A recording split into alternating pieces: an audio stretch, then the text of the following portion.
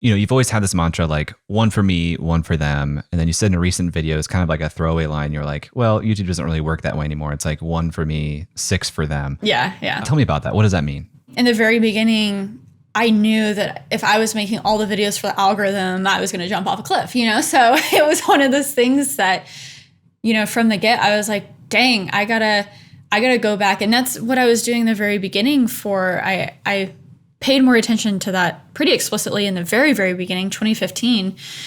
Every video, I would post 2 videos a week. One of the videos would be like a fun camera unboxing and then hang out with my friends and just shoot around, not worry about YouTube. That was definitely a one for me. And then the one for them was I could still learn from Sara in 2015. Every week I was doing something that could reach beyond my audience. And that's where that Casey video came from. I was like, okay, how to vlog like Casey Neistat. This is something that can reach beyond my audience. He has 1 million passionate fans. If I just get a retweet, that is 500 more people that can watch my videos. And in the beginning, it was very simple because I only had 4,000 subscribers. I was averaging like 500 views per video. And so for me, I was like, if I could get 500 more people watching my stuff, that's doubling, right? That's 100% Let's go. Increase. I know. And so maybe in those days, because the numbers were smaller, it was more easy to be like, oh, this like growth hack or whatever is more worth it because again, you would like double your views. You could get 500 more people here, 1,000 more people here.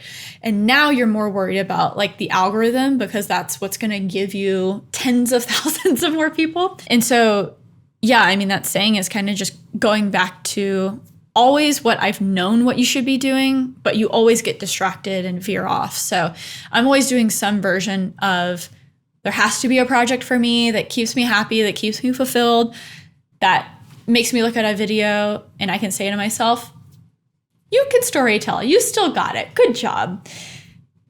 And then the 6 next videos where I'm just like yelling at a camera or something, or maybe it's just more YouTube-y, I can feel better about those because, hey, those are paying the bills. But look, watch this video if you think I'm just a normal YouTuber. So I interviewed Ali Abdaal, and he credited you with part of his YouTube strategy because he said he heard a story where you mentioned before you did that video shouting out Casey that you wanted to make sure your channel looked good. So if he did shout you out, people came to your channel. Can you talk a little bit about that strategy and if you think it still applies today?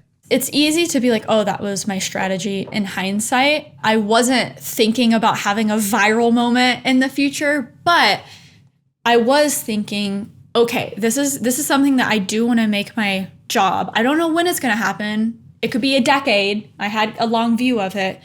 But when a moment happens where people are finding my channel, they better have a back catalog of content that they can binge, that they can see, oh, she's actually good at storytelling, right? And so I did all of these personal projects like Creative Spaces TV, which was a docuseries on creative people and their spaces. And obviously I've always been obsessed with desk setups and stuff like that. So, it's cool that I'm now a part of that with Lab 22. But Creative Spaces TV was something that I was like, I got to do this project just to prove to myself that I can do it, right?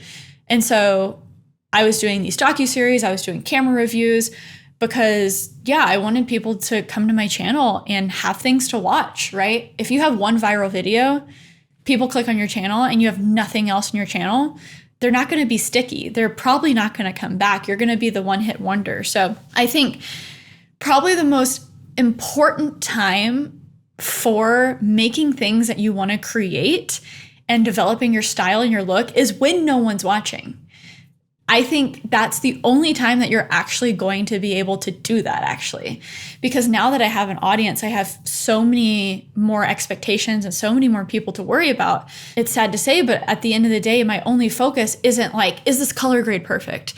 Is this, blah, blah, blah perfect? Like, I recalibrated my display and all this stuff in Resolve. And my last video was like so terribly color graded, but I was like, I got to get it up, so I don't care, right?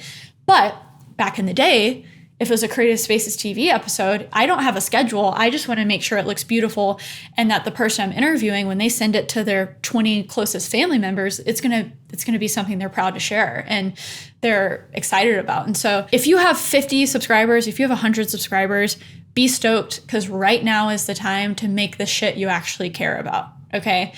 this is the time to experiment, but also realize, and this is funny, this is probably where Ollie, I freaking love Ollie, but he says in the beginning, quantity is more important.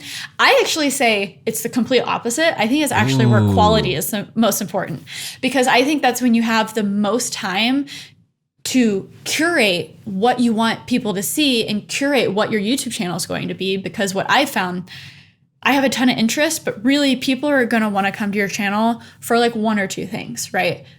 I got the most distracted when I started vlogging, and people got confused. What are you even doing? When I honed in on tech, that's when my channel like actually grew again.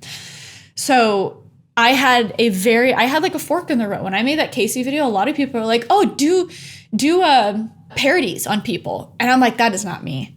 I cannot be the person who's just making fun of everyone. And so luckily I had that back catalog content of like, hey, I want to do creative stuff. I want to do techie stuff, right? And that enabled me to actually do that moving forward. So yeah. I've heard you talk about, that video took you from 4,000 subscribers to 40,000 subscribers, and you made a video about that jump, and that took you to 90,000 subscribers. Yeah. What did that feel like?